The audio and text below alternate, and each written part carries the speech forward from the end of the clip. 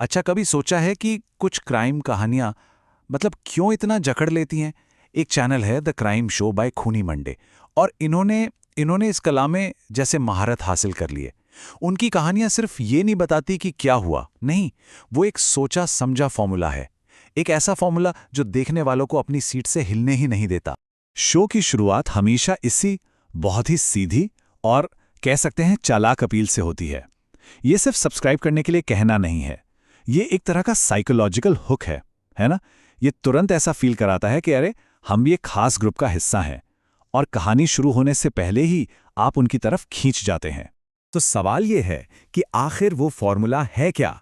ऐसा क्या है जो इन हिंदी क्राइम कहानियों को इतना दिलचस्प बना देता है? तो चलिए, आज जासूस बनकर इस फॉर्मूले के हर पहलू को समझते हैं।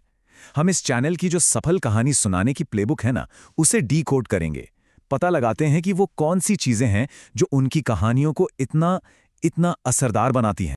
तो इनकी प्लेबुक का जो पहला दाव है ना, वो सबसे चौंकाने वाला है।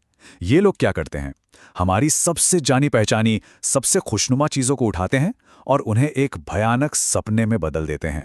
जरा सोचिए, क्रिसमस की शाम है, घर में जश्न का माहौल, और दरवाजे पर कौन आता है? Santa Claus. लेकिन तोहफों के बजाय उसके हाथ में एक बंदूक है और एक फ्लेम थ्रोवर। बस यही यही है खूनी मंडे की पहली टेक्निक, खुशी के सबसे बड़े सिंबल को दहशत के हथियार में बदल देना।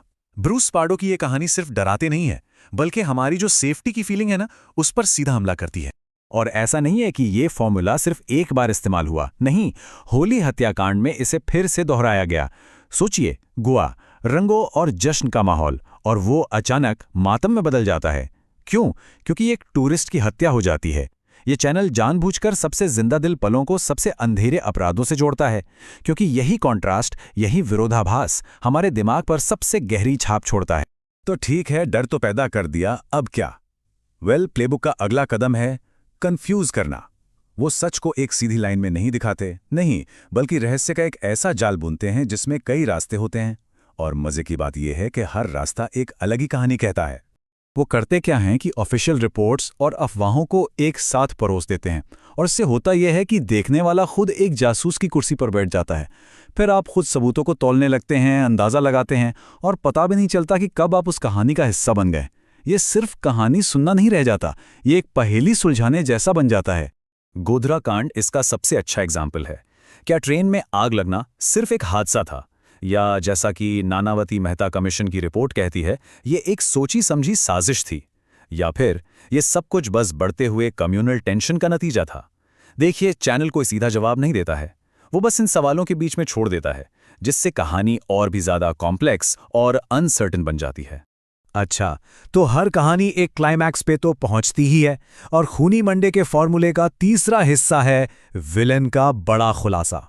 लेकिन रुकिए, ये सिर्फ ये बताना नहीं है कि क्रिमिनल कौन है, नहीं, बल्कि ये दिखाना है कि उसका दिमाग आखिर कितना शातिर था। चार्ल्स शोबराज की कहानी को ही देख लीजिए। थाईलैंड में उसे मौत की सजा का इंतजार था, तो उसने क्या किया?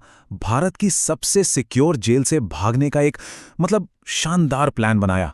उसने गार्ड्स को ड्रग्स दिए, भागा, और फिर जानबूझकर दोबारा पकड़ा गया।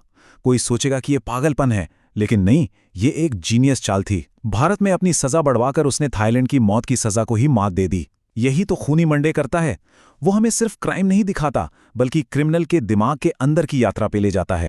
तो चलिए, अब इन सभी टुकड़ों को एक साथ जोड़ते हैं और देखते हैं कि खूनी मंडे की ये पूरी, जिसे बार बार इस्तेमाल किया जा सके, वो प्लेबुक आखिर दिखती कैसी है।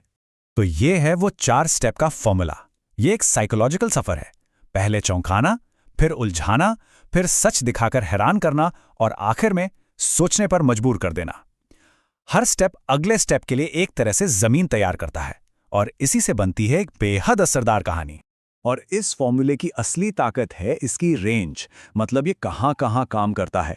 एक लोकल मर्डर से लेकर आईपीएल स्पॉट फिक्सिंग जैसे नेशनल स्कैंडल तक, ऑपरेशन ब्लू स्टार जैसी हिस्टोरिकल घटनाओं से लेकर विजय माल्या जैसे फाइनेंशियल फ्रॉड तक, ये एक ही प्लेबुक हर तरह की कहानी को मजेदार बनाने का काम करती है।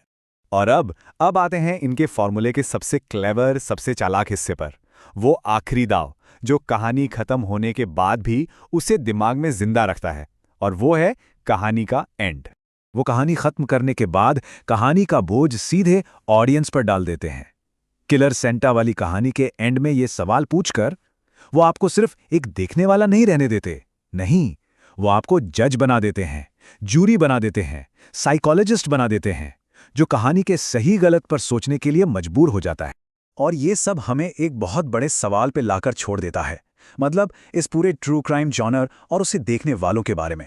आखिर ऐसा क्यों है कि असली जिंदगी की भयानक घटनाओं में हमें एक तरह का एंटरटेनमेंट मिलता है? ये एक ऐसा सवाल है जो शायद इन कहानियों